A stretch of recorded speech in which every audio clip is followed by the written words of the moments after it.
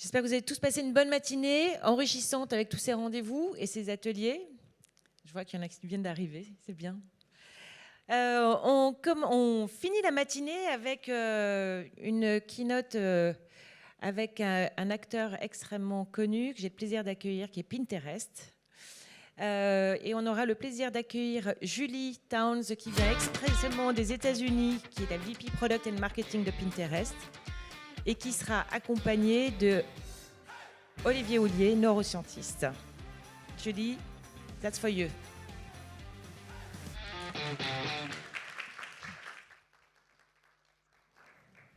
Hi everyone, I'm Julie and I lead product marketing at Pinterest. I'm very excited to be here today.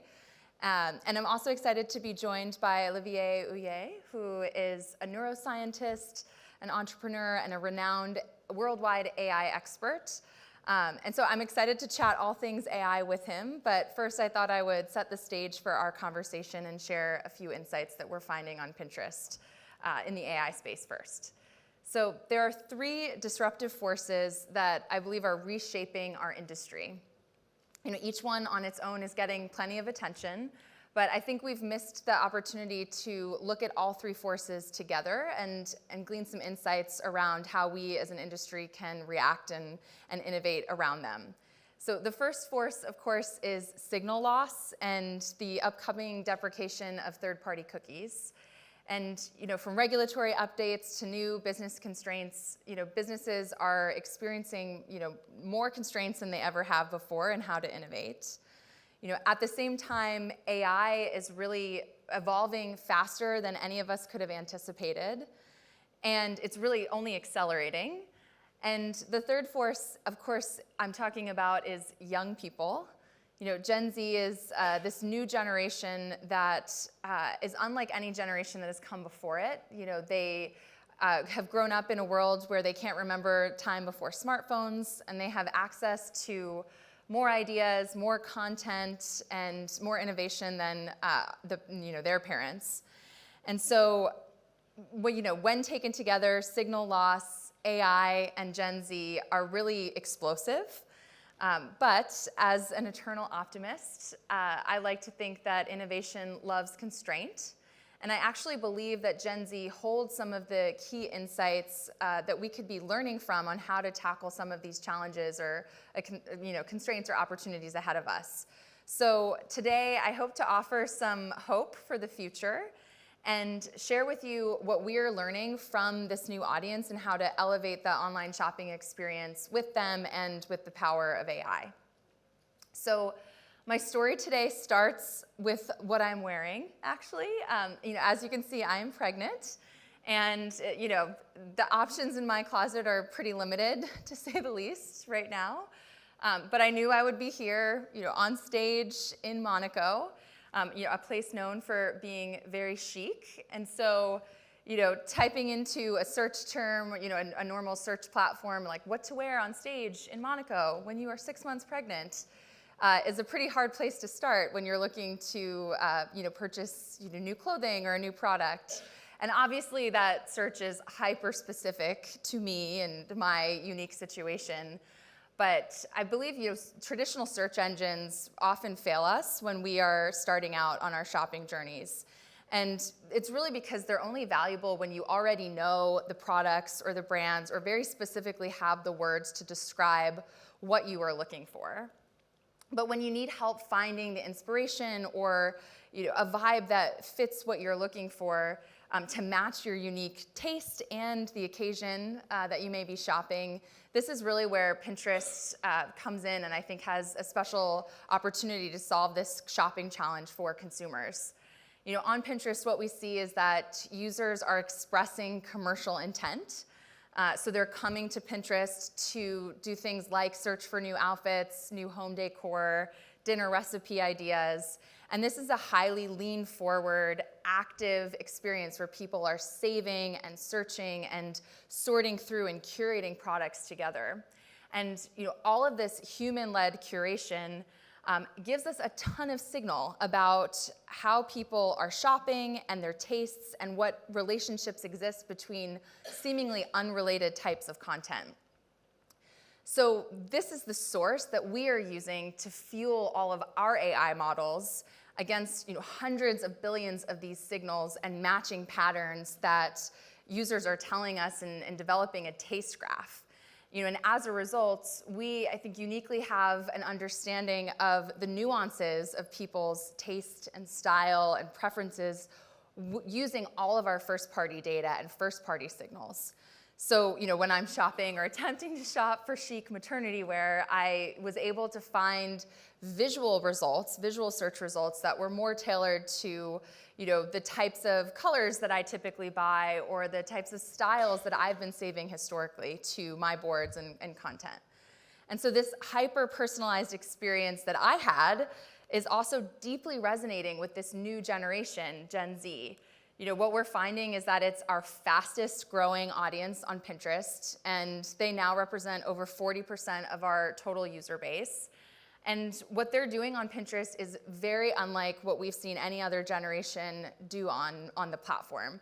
They're saving content at almost 3 times higher rates than other generations, and the types of content that they're engaging with is also completely unique. So today, I want to share 3 new insights that we are learning from how this new generation is using our product and how it's guiding our approach to developing AI in a new shopping experience. So there's 3 things that we've learned so far. The first is that niche is the new norm, curation is consumption, and lastly, inclusion is the default. Now, before I get into this, I just want to, hopefully state maybe one of the obvious points, which is Gen Z today might not be your target customer base if you're a retailer or a big brand. However, their purchasing power is growing every day. And now is really the time to start paying attention as we're building new customer journeys for the future, because this generation's expectations are quite high, and we need to plan for what that's going to look like as all of the technology is evolving so rapidly. So the first thing that we've learned is that over 90% of this generation tells us that there is no mainstream pop culture anymore. And instead, the internet today is really flooded with these niche identities or subcultures that they are calling aesthetics or vibes. And there are hundreds of them. And each one has its own kind of unique and very specific taste.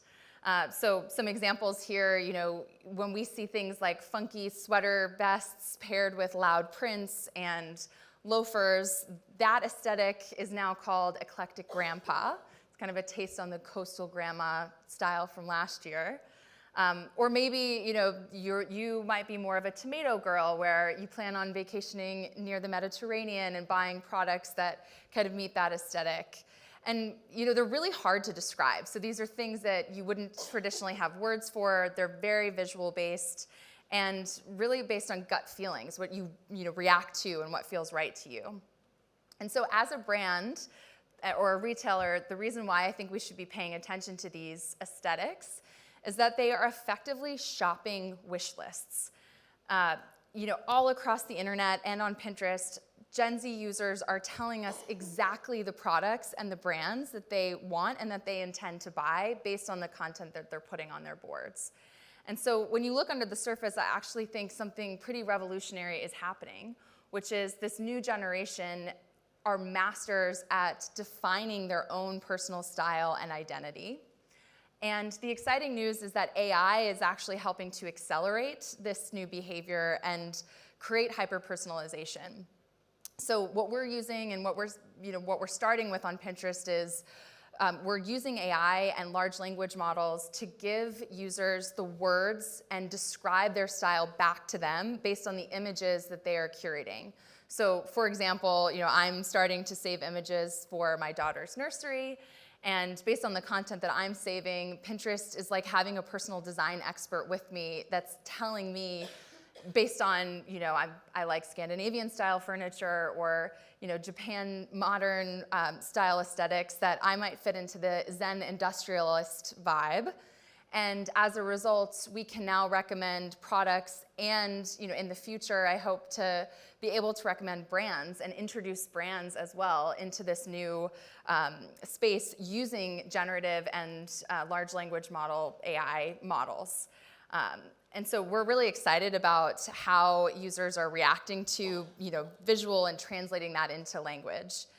And I really feel that helping people understand their taste now is important, because when people understand themselves and the content that they're saving, they're more likely to purchase it. So one insight that we found is that content that is saved to boards is 7 times more likely to be purchased than any other content type, and it's the strongest signal that we have.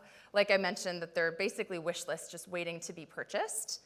So the lesson here, I think, is to embrace Gen Z's need for hyper-specific, personalized identities. They know themselves best, and I think as brands, we have an opportunity to more deeply understand ourselves so that we can show up in their consideration set. Okay, the next insight is curation, and curation is the new form of consumption. So as a retail audience, I think you know that it's important to see products in the context of other products. And we've been doing this for years. We've been dressing mannequins in stores with full outfits. We've been creating showrooms of design furniture. But all of this has been happening in the real world physically. And we've had a hard time translating that behavior into a digital environment where people can pull together entire looks. But we've created this new technology and capability called collaging. It's very similar to what I used to do in high school, and cutting out images from magazines and gluing them onto a whiteboard to create a vision board or a scrapbook for myself. But using visual AI and segmentation, we've been able to allow pinners or users to mash different products together to create all new types of ideas.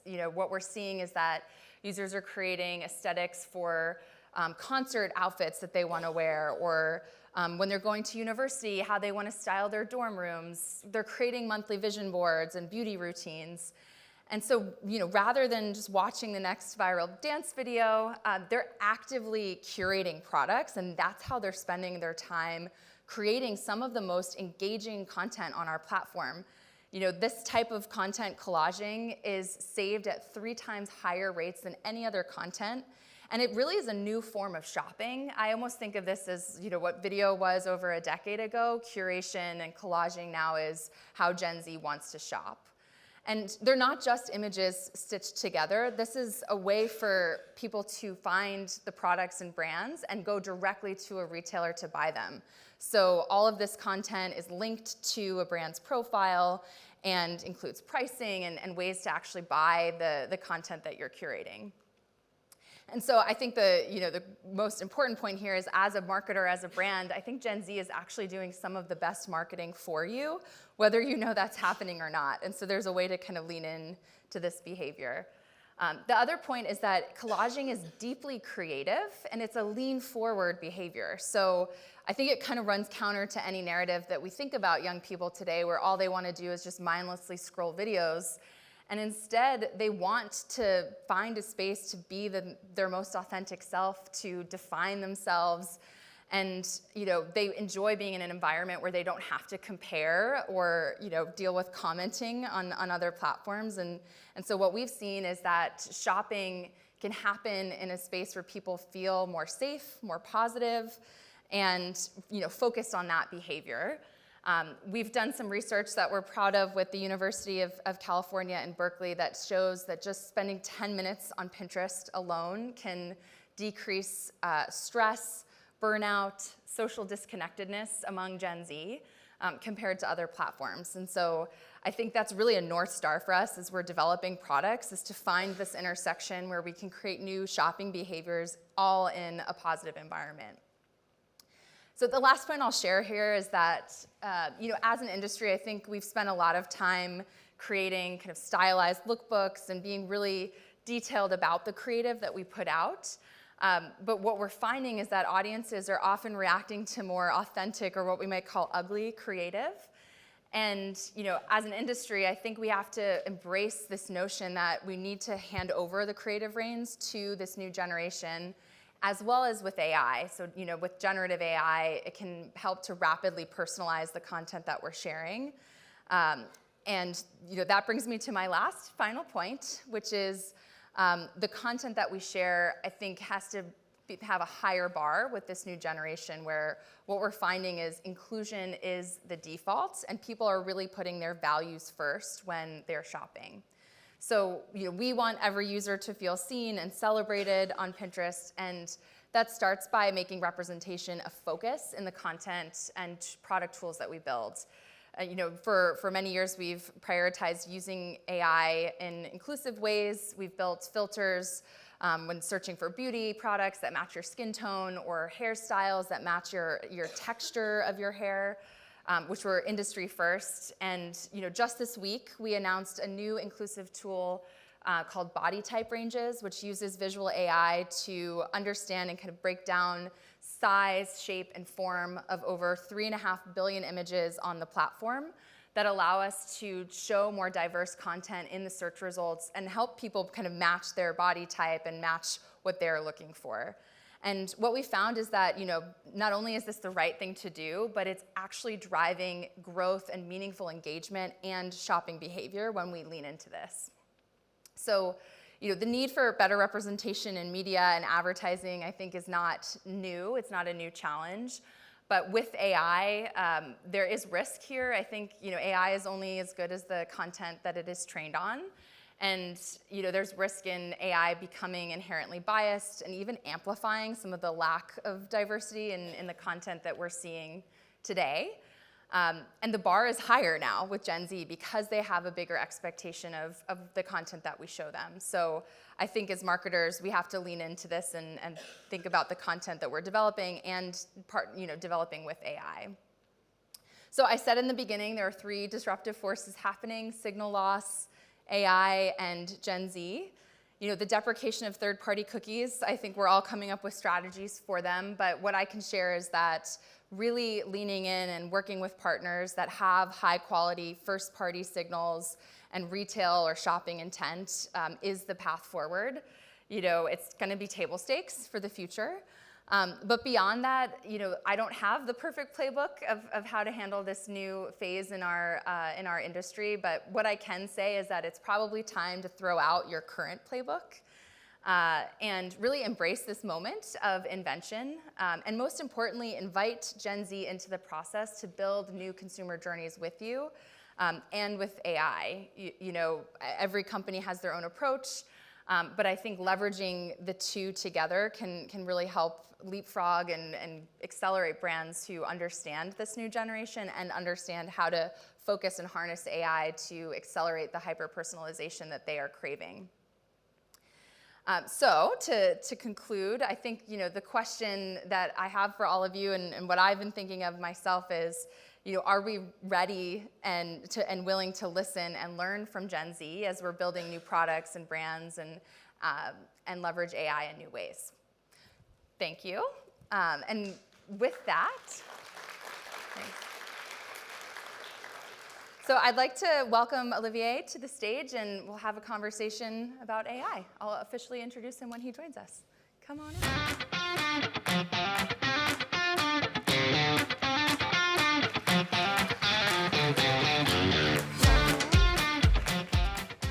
Olivier, thank you for being here today and joining us. My pleasure. It's great to be working with Pinterest again. Yes. So just to share with the audience, you are a neuroscientist and an AI entrepreneur. You are the founder and CEO of Inclusive Brains and the chairman of the Institute of Artificial Intelligence by Biotech Dental. Indeed. And for more than 20 years, you have been recording and processing behavioral and brain data in real-life scenarios and helping marketers, brands, businesses of all types try to predict what people will do. And today, as an expert in AI, you're really developing solutions with many companies to customize the consumer experience, Absolutely. Not only in real life, but also online, at work, in retail stores, and at home. So I'm excited that you're here and would love to just jump into the conversation. I spent a lot of time talking about Gen Z as this new audience that we're learning from and building with. And one of the insights is that they're really craving kind of niche personalization. Absolutely. And so I'm curious what you're seeing, because you've done so much research with this audience and different generations. What are you seeing in the research and about this audience's need for uniqueness over sameness? You're absolutely right. The interesting thing with the concept of generation is that we're talking about a large range of people. Sometimes it spans 20 years. And it's really bizarre for someone like me who's been studying human brain and behavior for decades to consider that people with an age difference of 10 plus years might behave in the same way, as a homogeneous group, a monolith. This is not the case. It wasn't the case already with millennials, but with Gen Z, it's definitely not the case. There are so many subgroups that were identified when it comes to what they like, what they behave, how they share it, that the trend with Gen Z is kind of no trend. And the name of the game has changed. People like us with various tools have been, over the past years, trying to mind read our consumers in order to understand what they're going to like, how they're going to buy. But the game has changed. It's no longer about mind reading or mind guessing. It's about listening. Because Gen Z is this generation, this group of people that have one thing in common. They're very vocal about what they want, about how they want us to address them. Take the fabulous example of sharing which pronoun should be used with people, which identity we should acknowledge.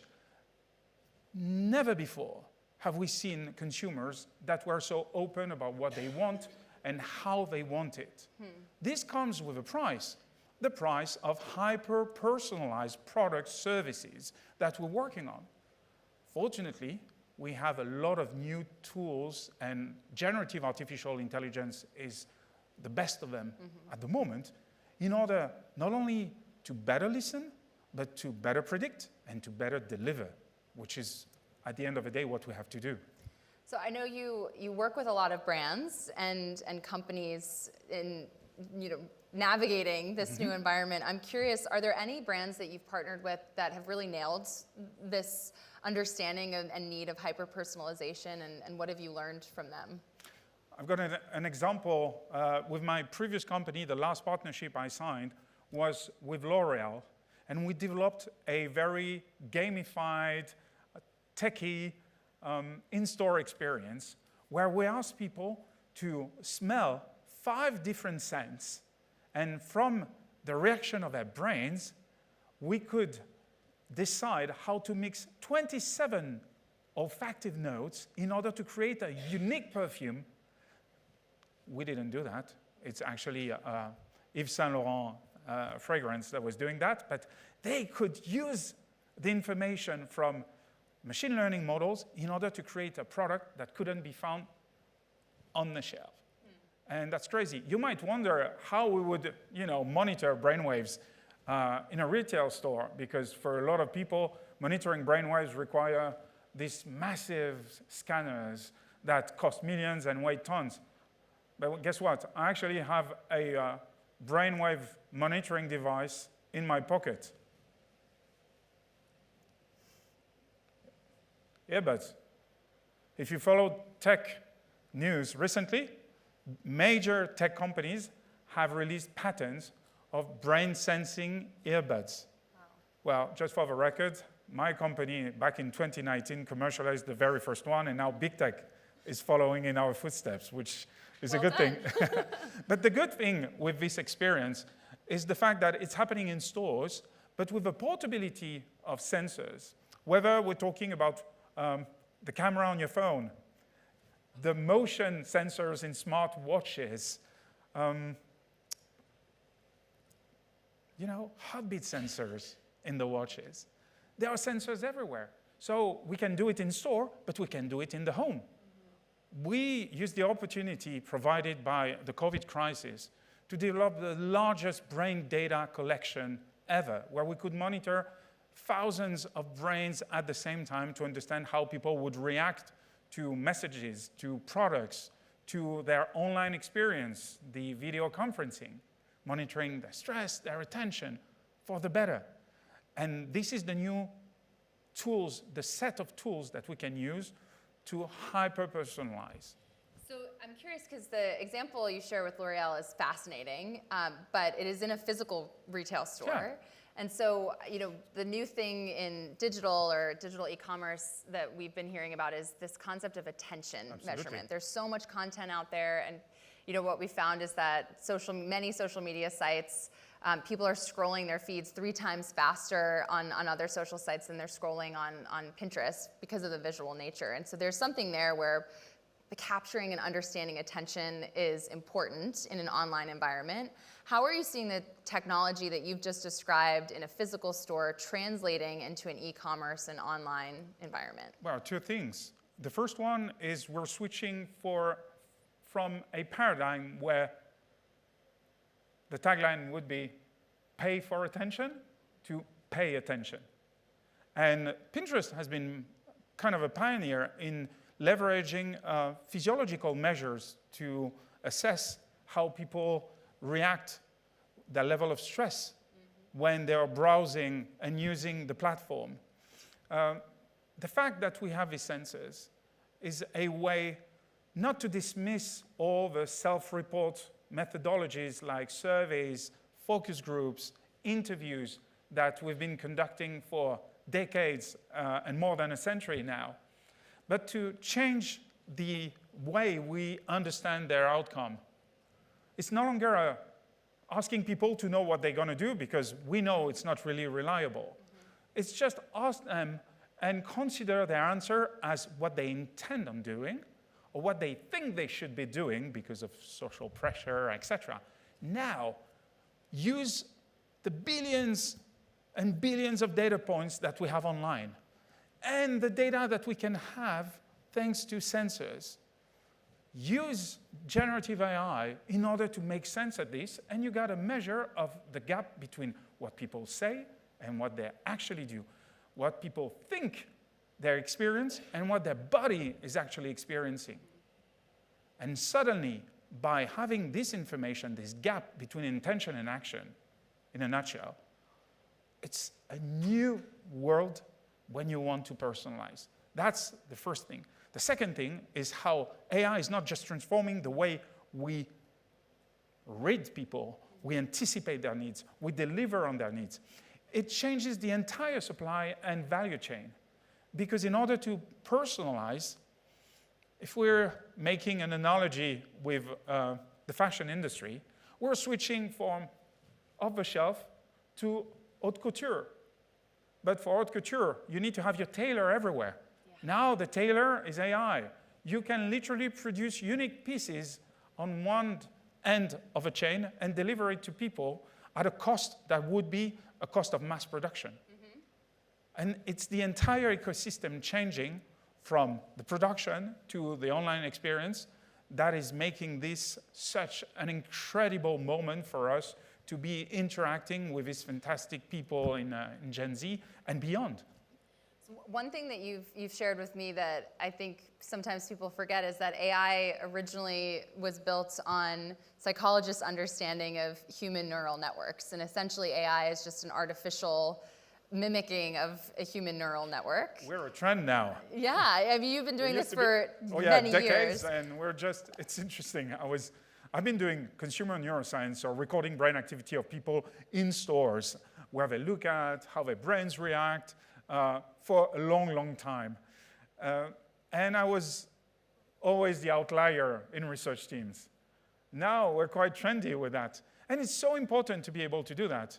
You're very polite, I'm speaking and you're staring at me. But if I'm trying to to guess or to find out whether you're interested or paying attention to what I say, if I only use eye tracking and track if you're looking at me, well, I would say, she's looking at me, hence I'm interesting, she's paying attention. Well, you could very well be thinking about your next lunch because I'm boring. But if, with eye tracking, I put 2 electrodes on your visual cortex back there, I can distinguish looking from paying attention. And then the information I get, the predictions I make are totally different. And this is the kind of finesse and haute couture, that we can do now. So as someone who's been working on this for decades, I'm curious, you've learned a lot and the space is changing very rapidly. I always like to ask in closing the crystal ball question, which is, what can you predict or how do you see consumer behavior evolving with the changes with AI and the new behaviors coming from Gen Z? I'm sorry, I don't make predictions. I leave that to futurists. Those people who know everything about the future, what is going to happen in 20 years. I don't. I come from rigorous science. I deliver on rigorous and responsible AI models and how to use them in a context that is more and more regulated. So my game is really to do evidence-informed models that will help us, assist us in decision. It's not about predicting or replacing people. One thing we learn from neuroscience is that memory is not a system in our brains to remember the past. It's actually the best system to design the future.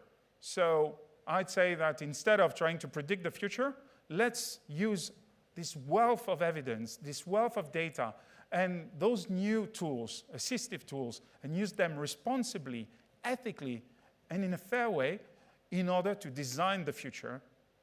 Let's stop prediction. Let's deliver. All right. I like it. Well, with that, I'd like to close and just thank you so much for being here. And my pleasure. Thank you all for Thank you very much. Thank you so much. Thank you.